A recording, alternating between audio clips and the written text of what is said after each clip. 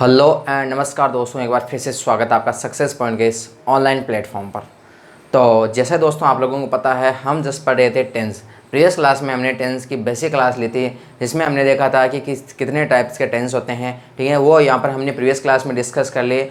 आज हम हमने यहाँ पर कुछ बेसिक टेंस को यहाँ पर विस्तृत रूप से पढ़ने वाले हैं। ठीक है, चलिए एक बार हम रिकेप कर लेते हैं कि हमने प्रीवियस क्लास में क्या क्या पढ़ रखा था।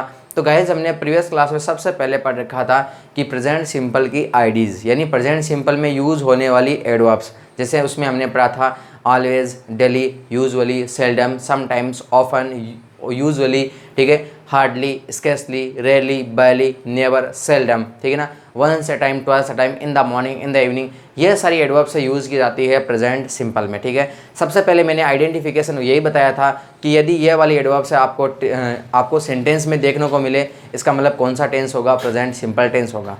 ठीक है, अब गाइज बात करते हैं, आगे बढ़ते हैं। दूसरा हमने पॉइंट पढ़ा था कि इसमें यूज़ होने वाली हेल्पिंग वर्ब यूज़ की जाती है डू और डज। वो भी मैंने आपको बताया था कि डू और डज यूज़ की जाती है आपके नेगेटिव, इंट्रोगेटिव और इंट्रोगेटिव नेगेटिव वाक्यों में। बट यदि हम बात करें अफर्मेटिव वाक्यों की, तो वहाँ पर यूज़ होता है आपका सब्जेक्ट प्लस वर्ब के साथ एस या एस प्लस ऑब्जेक्ट। ठीक है ना, चलो आज हम डिस्कस करेंगे यहाँ पर है मेन वर्ब की कौन सी वाली फॉर्म यूज़ की जाती है। ठीक है ना, चलो एक बार देखते हैं कि प्रीवियस क्लासों में हमने क्या क्या पढ़ा है। तो यहाँ पर प्रीवियस क्लास की बात करते हैं, सबसे पहले हमने पढ़ी थी एडवर्ब्स। ठीक है ना, एडवर्ब्स इसका मतलब यहाँ पर प्रेजेंट सिंपल में यूज़ होने वाली एडवर्ब्स, कौन कौन सी एडवर्ब यूज़ होती है। ठीक है, दूसरा हमने पढ़ा था प्रेजेंट सिंपल की हेल्पिंग वर्ब। क्या पढ़ा था? हेल्पिंग वर्ब की कौन कौन सी हेल्पिंग वर्ब है प्रेजेंट सिंपल में यूज़ की जाती है। तीसरा हम बात करते हैं गाइज यहाँ पर है मेन वर्ब की। बात करते हैं किसकी? मेन वर्ब की, कि कौन कौन सी मेन वर्ब है, किस तरीके से आपके यूज़ की जाती है। तो सबसे पहले बात करते हैं गाइज, इसमें मेन वर्ब की बात करते हैं। तो मेन वर्ब की आपकी यूज़ होती है फर्स्ट फॉर्म। ठीक है, फर्स्ट फॉर्म, और फर्स्ट फॉर्म के साथ भी क्या लगता है, एस या एस ऐड किया जाता है। ठीक है ना, चलो बात करते हैं। यहाँ पर है मेन वर्ब की फर्स्ट फॉर्म यूज़ की जाती है, ओनली फर्स्ट फॉर्म यूज़ की जाती है आपके कैसे वाक्यों में? नेगेटिव, इंटेरोगेटिव और इंटेरोगेटिव नेगेटिव वाक्यों में यूज़ की जाती है ओनली आपकी वर्ब की कौन सी फॉर्म? वर्ब की फर्स्ट फॉर्म। और यदि हम बात करें ओनली अफर्मेटिव वाक्यों में, तो उसमें वर्ब के साथ एस या एस यूज़ होता है कैसे वाक्यों में? आपके गाइज अफर्मेटिव वाक्यों में। ठीक है ना, अफर्मेटिव वाक्यों में यूज़ की जाती है आपकी वर्ब के साथ एस या एस। आज हम डिस्कस करेंगे कि गाइज कहाँ आपके वर्ब की फर्स्ट फॉर्म होती है, कहाँ उसके साथ एस या एस लगता है। ठीक है ना, चलो एक सीधा सा एक कंसेप्ट लिखाता हूँ गाइज आपको, कि यदि आपने किसी वर्ब के साथ, गाइज किसी वर्ब के साथ आपने एस या एस ऐड कर रखा है, इसका मतलब वर्ब कैसी होगी? इसका मतलब वर्ब बन जाएगी आपकी कैसी? सिंगुलर बन जाएगी। कैसी बन जाएगी? सिंगुलर बन जाएगी। यदि आपने वर्ब के साथ एस या एस ऐड कर लिया है, तो आपकी वर्ब कैसी बन जाएगी? सिंगुलर बन जाएगी। ठीक है ना, यानी आपने, जैसे मैं आपको कुछ वर्ब्स लिखता हूँ, जैसे मैंने यहाँ पर लिखा है टीच। ठीक है ना, टीच लिखा है, और मैंने यहाँ पर लिखा है टीच। ठीक है, जैसे मैंने यहाँ पर लिखा है सिंग, या मैंने लिखा है सिंग्स। ठीक है ना, जैसे मैंने यहाँ पर लिखा है वर्ब स्पीक, और मैंने यहाँ पर लिखा है स्पीक्स। ठीक है ना, जैसे यहाँ पर मैंने लिखा है कीप, और यहाँ पर लिखा है कीप्स। ठीक है ना, तो सबसे पहले बात करते हैं गाइज, यदि किसी वर्ब के साथ आपने एस या एस ऐड कर रखा है, इसका मतलब वर्ब कैसी हो गई?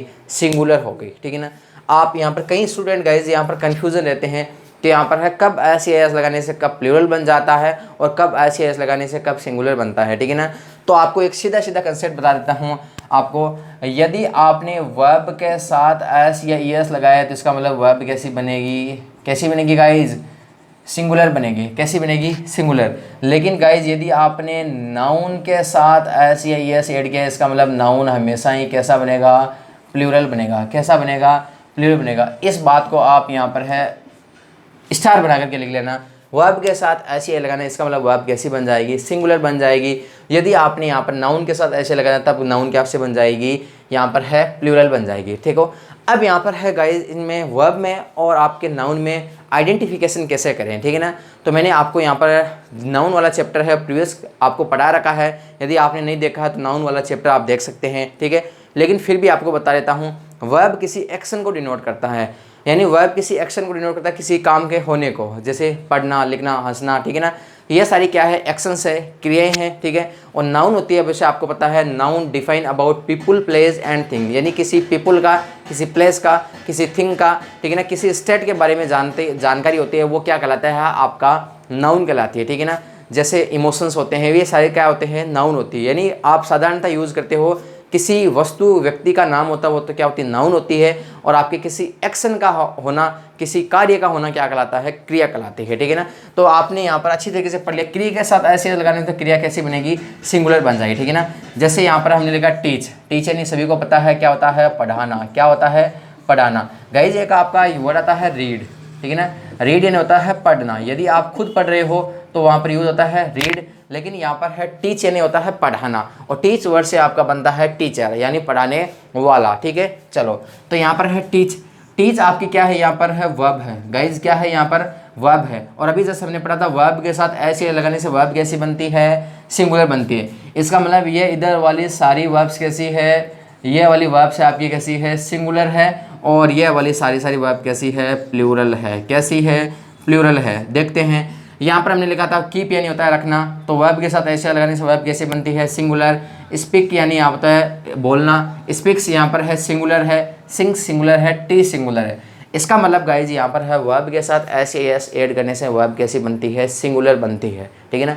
इसको एकदम अच्छी तरीके से आप सीख लीजिए, वेरी इंपॉर्टेंट है। यदि आपने ये वाला वर्ब के साथ एस वाला कंसेप्ट आपने सीख लिया है, इसका मतलब गाइज आपने यहाँ पर है प्रेजेंट सिंपल का 90% पोर्शन आपने सीख लिया है। ठीक है। चलो बात करते हैं यहाँ पर इधर वाली जो वर्ब्स है वो सारी कैसी है, प्लूरल वर्ब है। और ये वाली सारी वर्ब कैसी है, सिंगुलर वर्ब है। क्यों, क्योंकि वर्ब के साथ एस ई आई ई एस ऐड करने से वर्ब कैसी बनती है, सिंगुलर बनती है। कैसी बनती है, सिंगुलर बनती है। ठीक है। चलो आगे बात करते हैं। यहाँ पर है देखो गाइज कुछ एक वर्ड लिख रहा हूँ, उससे बताना कौन सा सिंगुलर है। जैसे मैंने यहाँ पर लिखा है बॉय, यहाँ पर लिखा मैंने बॉयज़। ठीक है। जैसे मैंने यहाँ पर लिखा पेन, जैसे मैंने यहाँ पर लिखा है पेन्स। ठीक है ना। जैसे मैंने यहाँ पर लिखा है बुक, इधर मैंने लिखा है क्या, बुक्स। ठीक है। अब यहाँ पर जैसे मैंने यहाँ पर लिखा है स्टूडेंट, स्टूडेंट, और मैंने लिखा इधर स्टूडेंट्स। ठीक है ना, स्टूडेंट्स। ठीक है।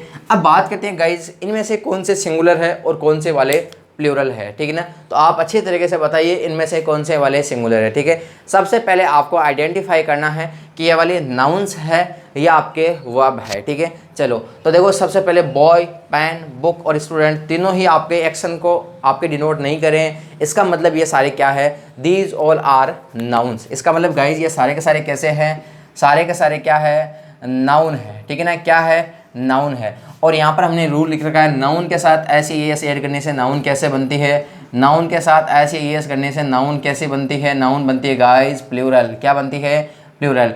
इसका मतलब यहाँ पर बॉय सिंगुलर है, पेन सिंगुलर है, बुक सिंगुलर है, स्टूडेंट सिंगुलर है। लेकिन आपने ऐसे ऐड कर दिया, इसका मतलब बॉयज़ क्या बन गया, प्लूरल। पेन का पेन्स प्लूरल, बुक का बुक्स प्लूरल, और स्टूडेंट का स्टूडेंट्स क्या, प्लूरल। ठीक है ना। तो गाइज मैं आशा करता हूँ कि आप लोग ये सिंगुलर और प्लूरल वाला सीख गए होंगे। ठीक है। सबसे पहले देखना है आपको वो वाली वर्ब है, वर्ब के साथ ऐसी एस लगा रही है तो इसका मतलब वो वर्ब कैसी बन रही है, सिंगुलर बन रही है। और गाइज यदि आपने यहाँ पर है नाउन के साथ ऐसे एस ऐड किया तब नाउन क्या बन जाएगा, प्लूरल बन जाएगा। क्या बन जाएगा, प्लूरल बन जाएगा। ठीक है ना। तो आशा करता हूँ दोस्तों आपने यहाँ पर सिंगुलर और प्लूरल वाला आपने सीख लिया होगा। ठीक है ना। चलो एक यहाँ पर आपको रूल बता देता हूँ, कहाँ आपके यहाँ पर है एस लगाते हैं, कहाँ ई एस लगाते हैं। ठीक है ना। तो जनरली हम यहाँ पर सिंगुलर बनाने के लिए एस लगाते हैं, लेकिन एक रूल लगता है ऐसे जो वर्ब्स जिनका end S, double S, S H, C H, O, X और जेड से हो, ऐसी वर्ब जिनका एंड किसे हो, इनसे हो, तब यहाँ पर उनका सिंगुलर बनाते समय हम क्या लगाते हैं, ई एस लगाते हैं। जैसे हमें यहाँ पर है देखो पहला वर्ड है हमने पढ़ा टीच वाला। ठीक है ना, टीच।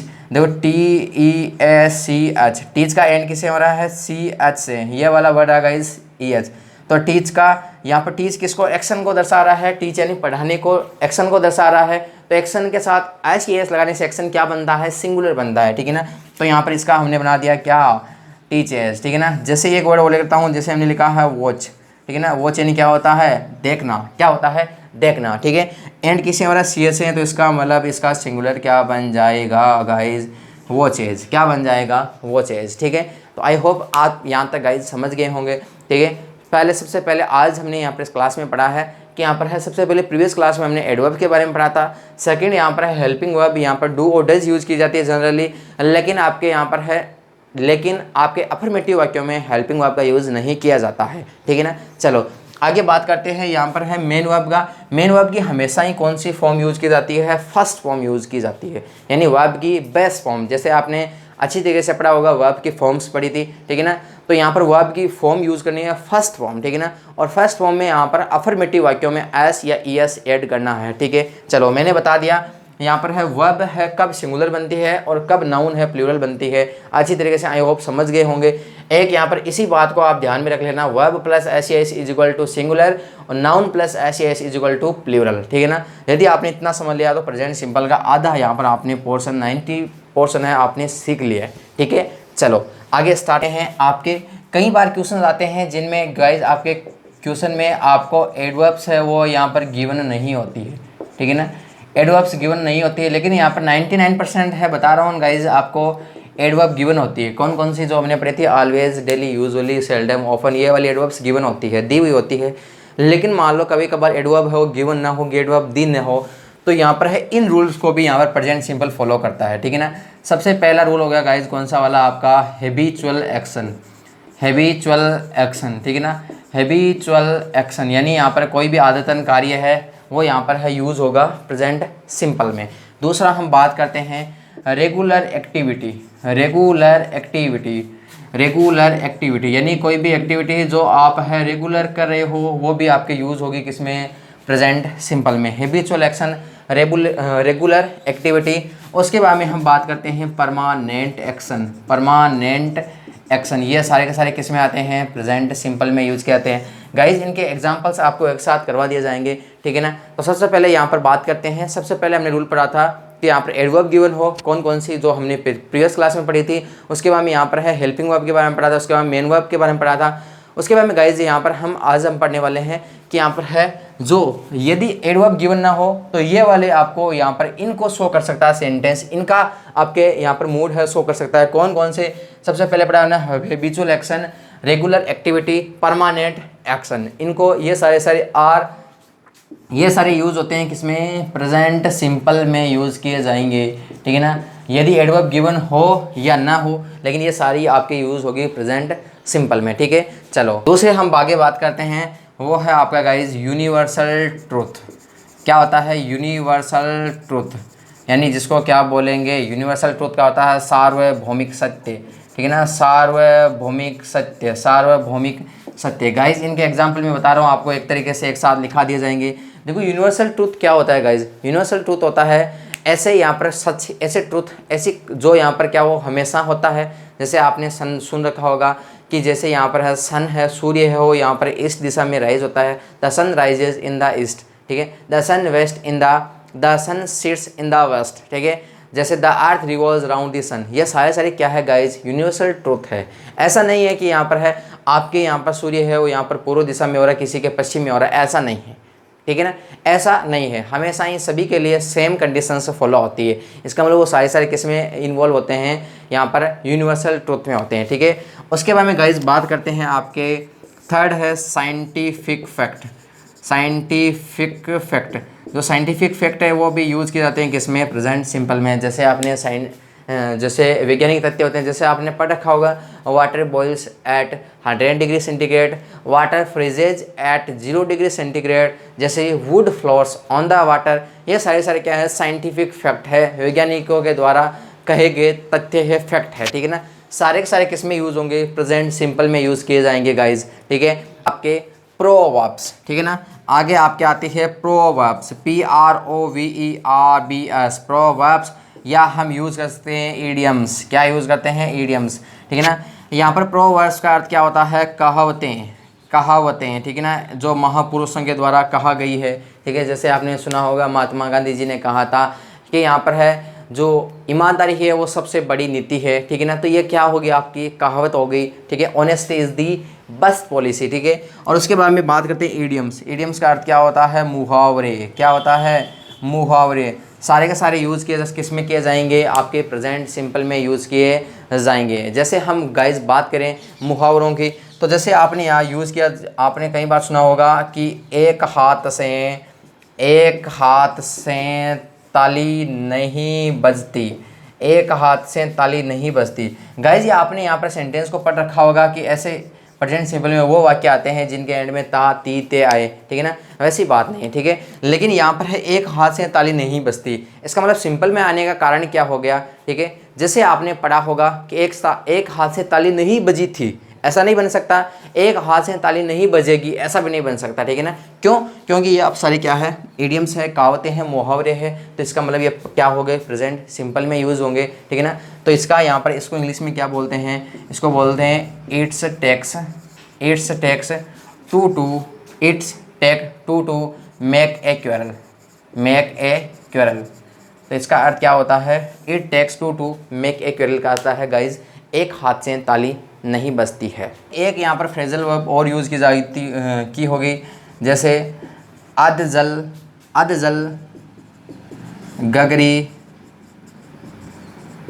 छलकत जाए, अद जल गगरी छलकत जाए। देखो गाइज यहाँ पर है, इसका मतलब आपने प्रेजेंट सिंपल में क्यों यूज़ होगी, क्योंकि आपने ऐसा बोला है कि अद जल गगरी छलकत गई थी, ठीक है ना।